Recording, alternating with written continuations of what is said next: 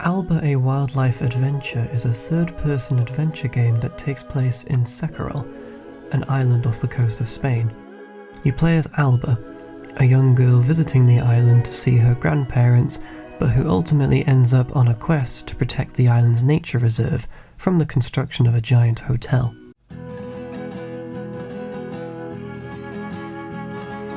The main theme of a wildlife adventure is the environment, or rather the preservation of it. One of the major charms of the island of Secarol, I apologise if I'm butchering that name, is the fact that it is a nature paradise, filled with a vast variety of wildlife ranging from birds to squirrels to dolphins and even lynxes. In all honesty, the environment is the reason to visit the island, and it's something that its citizens pride themselves on. Unfortunately, things have changed in recent years. The nature reserve has fallen into disrepair due to a lack of funds from a dying tourism industry and an uncaring leadership. But alas, the mayor has an announcement to make. Perhaps the nature reserve will finally be restored. Yeah, it won't be. Instead, the mayor announces that a giant hotel is going to be built right on top of the reserve. The idea behind this is that it will renew tourism, bring in money and create new jobs. And although the damage to the environment is unfortunate, it is a necessary sacrifice. Typical capitalism, essentially. This is where you come in. The whole story of a wildlife adventure is about you and your friend, Inez, again, sorry if I butchered the name, trying to save the island from the hotel by starting an organised movement. Well, I say it's the two of you trying to do it, but in actuality, you're doing all the work. Seriously, she just stands there, waves her hand like a little derp and cheers you on while soaking in some of the spotlight of your labour. Anyway, I digress. In order for the construction of the hotel to be stopped, you need to unite the people of the island together. This means starting a petition and getting 50 signatures, something that the mayor cannot ignore. How do you get these signatures? That is where the core of the gameplay comes in. I'll delve into the specifics of that later on, but you're essentially fixing up the island. Tidying up, making renovations, helping sick animals, fixing up display signs which showcase animals in the area, and taking pictures of rare animals. Anything you can do to spark an interest in the environment. The more you play, the more methods of doing this you can find. Along the way, you meet new people, each with their own opinions and insight into the current situation. There are a few in the beginning who are actually in favour of the hotel, so part of what you are doing is convincing people to switch sides.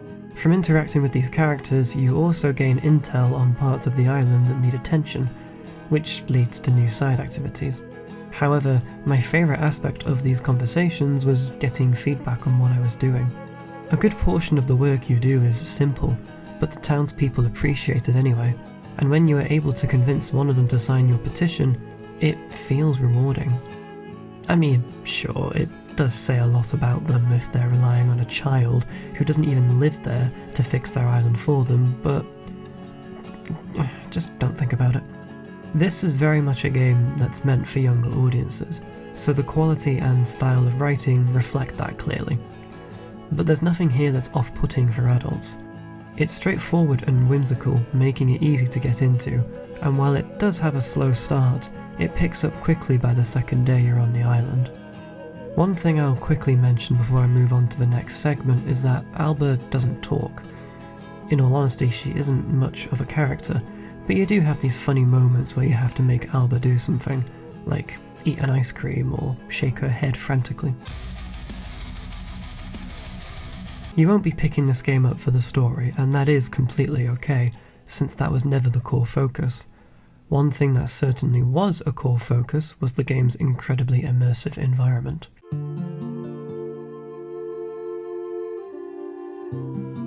All things considered, Secarol is a pretty small island. You have a small town surrounded by scattered houses and forest, and plenty of beaches and farms, as well as a wetland and a castle situated on a mountain. Despite its size, it is surprisingly comprehensive. Each biome has been intricately detailed to the point where I was always noticing new things every time I passed through. They all have their own set pieces, such as the castle and the mountain and the nature reserve and the wetland, and they all feel distinct to the point where they are easy to remember.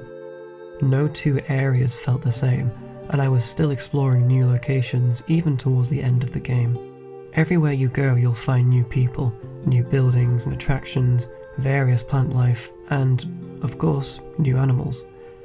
In-game you have a codex that can be used to track species of animals categorized by their environments, and each one has a wide selection. While this might appear obvious, I will say it regardless, the animals are what really bring this game to life. The world is gorgeous, but the animals raise that quality even higher. They feel and behave like real animals. It all comes down to their AI. Although some do have consistent patrol patterns, like some of the birds, the way they interact with the environment, from landing at different places to roaming the area, was spectacular to watch. All of this is made even better with the ambience of the world. There are lots of different animals, so you'll be hearing all kinds of noises. The whole thing feels incredibly immersive, and there were times where just wandering around aimlessly was a fun activity in and of itself. The animals do get stuck on things occasionally, but it wasn't constant enough to become an issue. This game has a big emphasis on sound. Oftentimes you'll hear the animal you are trying to find before you see them, which not only adds to the immersion, but also makes the act of finding animals more entertaining.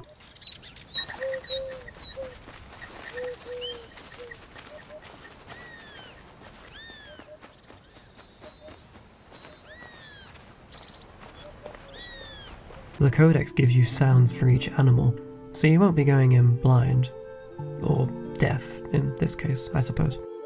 You can tell a lot of work went into building the island of Sekirol.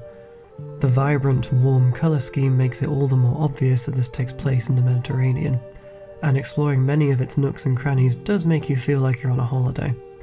Perhaps more importantly, it made me want to go outside and look for birds near where I live, and I think that is a fantastic thing for a game to be able to do for someone.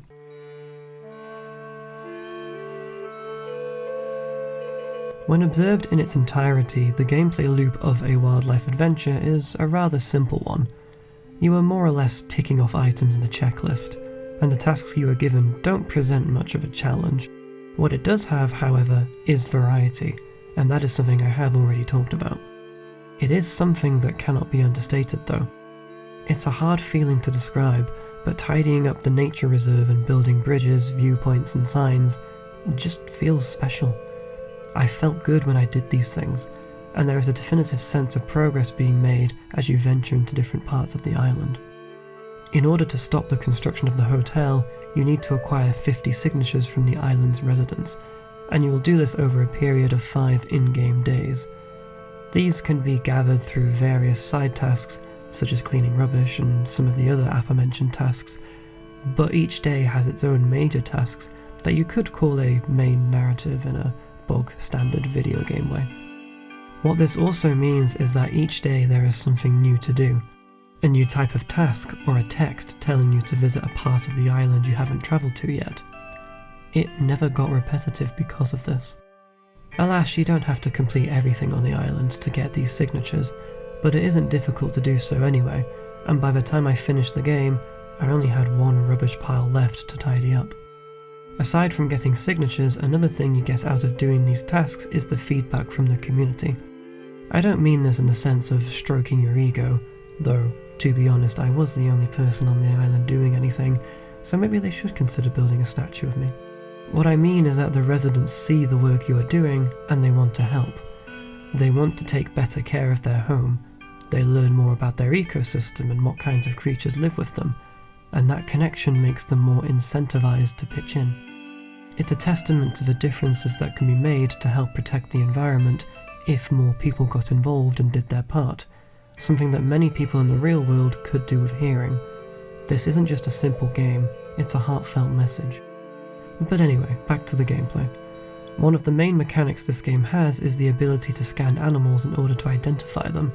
This is done by taking pictures of them within a certain distance. Once identified, they are added to your codex, which gives you a list of animals to find in each environment. Of course, you can use the phone to take pictures of anything, at any time, and you can zoom in or out as much as you want.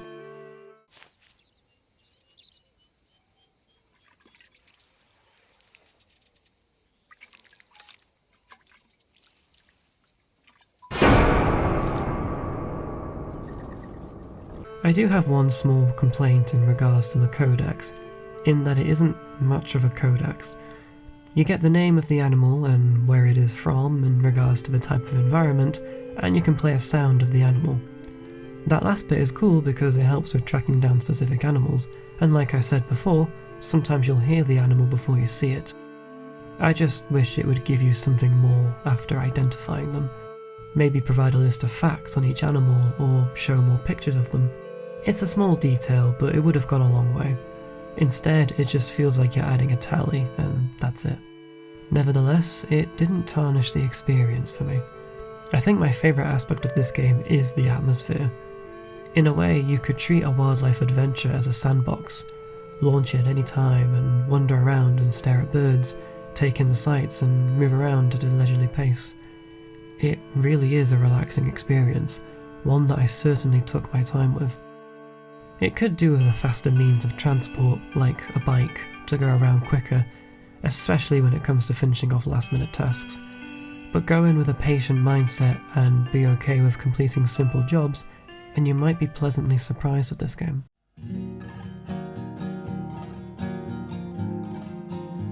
Alba, a wildlife adventure isn't the first game to revolve around a pro-environment message.